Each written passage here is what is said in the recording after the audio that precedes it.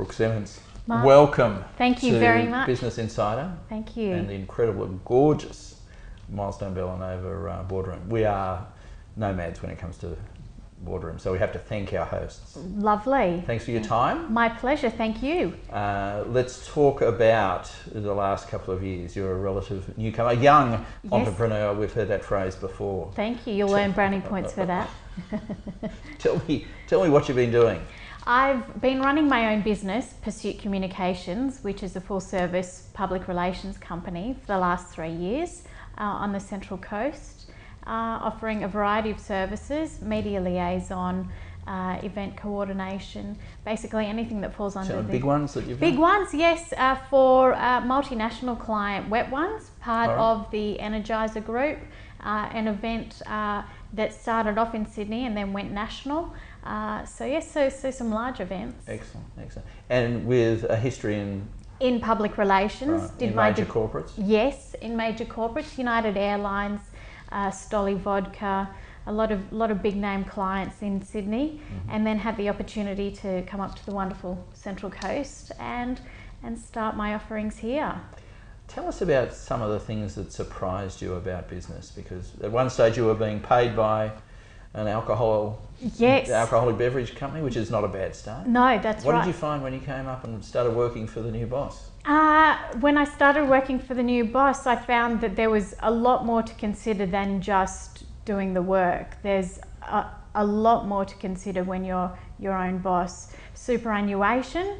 I think a lot of young people don't tend to consider the little nitty-gritties, such as superannuation and work-life balance as well. I think. Do you have one? I do. Did you have one at the start?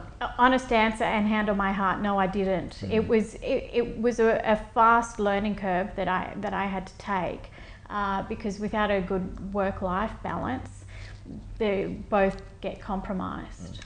So did you plan that, as part of your business plan to try and balance that work time and that lifetime? Absolutely, because I was finding increasingly so that my work life was creeping into my personal life, and I wasn't the best person I could be. So, in both respects, both as a business leader and as an individual. So having to make that separation was something that I had to do rather quickly. So where do you get the tips from? Did you join chambers and stuff like that? I joined some networking groups. Fortunately for me, I had a wonderful mentor in Sydney, and he provided the guidance that I needed. So yes, mentors and networking were a grounding. Central Coast Business Networking Group. All right. And SBNG as well. So those two predominantly. Okay. Yes. And they've met your needs today? Absolutely. No, without them, I would be in a completely different situation. Okay. When it comes to planning, did you actually sit down with a red pen and a black pen and do your I did a business plan, yes, and I did my business plan and I did a financial plan to start off with. Suffice to say that has changed significantly over the last 3 years. Changed it significantly in the last 12 months, I would think. Absolutely. So, but having that initial plan, especially as a young individual, really put my focus back onto what the ultimate goal was. What is your ultimate goal? Can we go there? Yes, the ultimate goal is to educate businesses on the Central Coast about what exactly public relations is and be able to offer the opportunity to these businesses to tell their story, because I wholeheartedly believe that everybody has a story that's worth telling, and without telling that story they're sitting stagnant. So I'd love to be able to offer that service to a stay-at-home mum, to the multinationals of the world. Okay, with that understanding of what public relations is, yes, I get the impression that most people know something about public relations, but invariably it's not the full picture. Is that what you find? Or? Absolutely, Mark. Yes, 100%. They have, some people have a general understanding, or maybe a misguided understanding of what public relations is, essentially, from my perspective, public relations is about engaging with the public and managing your reputation and what people are saying about your reputation of your business. So managing that and putting that in the best possible light that it can be.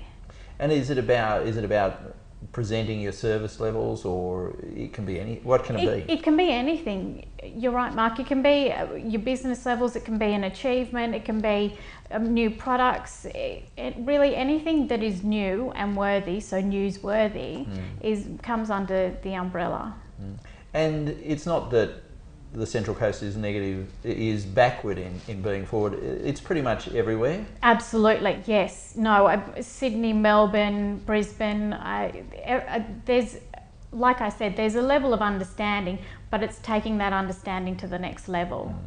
And I don't know why I'm advertising for public relations, but you do, we've chatted to a bunch of big name clients, and they all take this PR very seriously, yes, and it's an important part of their platform. Absolutely. The little guys have got as much to talk about. A case in point, Nikki Mann, you've probably never heard of her. Yes, no, Roses to Go. Yes. Everyone has heard of her. Yes. She's the best promoter. Absolutely. At that PR level. And in Nikki's favour, she is her own best advocate. And that goes for anybody. You are your own best advocate.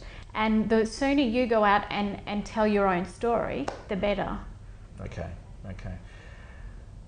The next 12 months, let's say 2 years. Yes. What's that look like? What are you going to face? The next 12 months, hopefully onwards and upwards, continuing onwards and upwards. The plan is to hopefully partner with some other creatives on the Central Coast. So photographers, art directors, web developers, to be able to offer their clients, my clients, our clients, a combined offering, a one-stop shop, if you will. So how do you develop those alliances? Through networking, like we discussed before, and just generally reaching out and being a good PR person, doing your own PR, if you will, and reaching out to these businesses and saying, I'm available if you'd like to partner. Great video production house, Video Spark, you may have heard of it. Yes, wonderful production house. Yeah. We might move on. The biggest challenges for this year, is it related to those alliances? Continuing our growth, and while maintaining the established relationships that we have with our existing clients. So really using our experience for what we've done. So do you do plans for individual clients? Do they come to you with a plan, or do you prepare the plan? It depends on the client specifically, but what I like to do is present the client with an individual plan. I've prided myself on the fact that Pursuit doesn't provide a cookie cutter approach to each client's needs. And I found that that's what was happening when I was working in Sydney. A lot of the companies in Sydney tend to offer a stock standard PR approach, media liaison, some social media engagement, that sort of thing.